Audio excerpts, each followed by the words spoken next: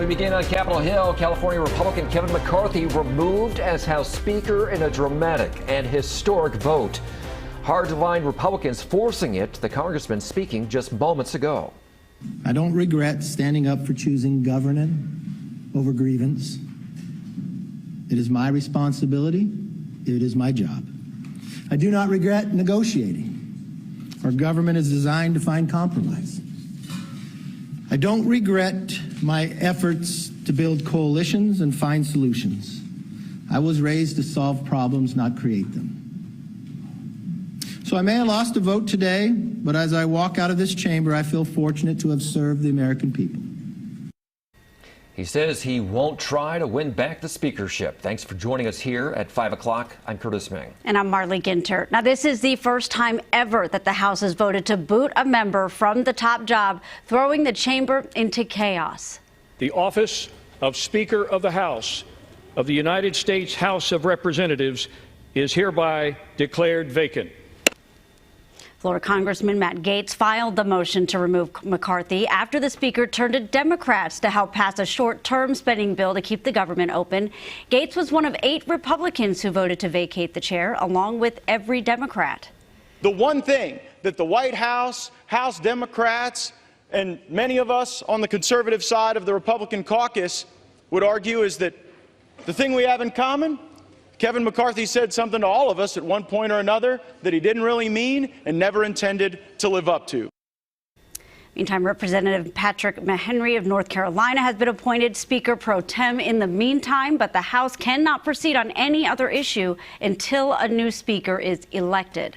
CBS 13 Steve Large is live at the state capitol with reaction to McCarthy's removal. And Steve, you're speaking with some Republicans not happy about this.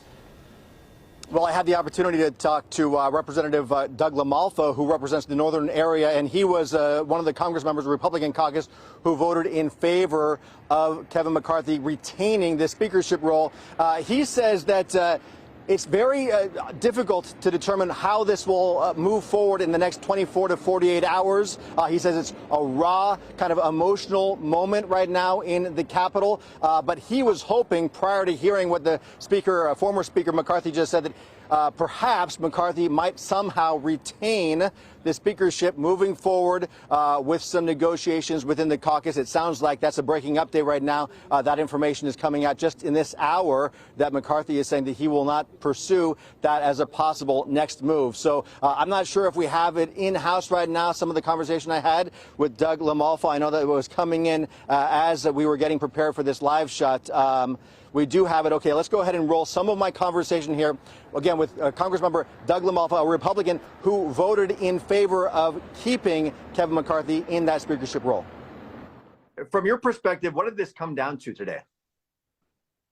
It comes down to a handful of people in the conference that either want attention or were never happy with the choice to begin with. And they've been itching to exercise this, I think, at least a couple of them, ever since the rule was put in January. You know, I think in modern society, all bets are off on any sort of behavior by people, you know? I mean, it's just in any aspect of life, it's people are just not behaving in a way that's, let's just say civilized, you know, or with decorum, with the idea of respecting tradition, respecting process. All right, so also Congressmember LaMalfa calling it kind of a destructive situation here within the Republican Party. And I'll reiterate, he had been saying just an hour ago he was hoping that Speaker McCarthy would retain that speakership moving forward somehow. You just broke the news off the top of the 5 o'clock hour here that he is now saying that he's not going to pursue that in the next couple of days.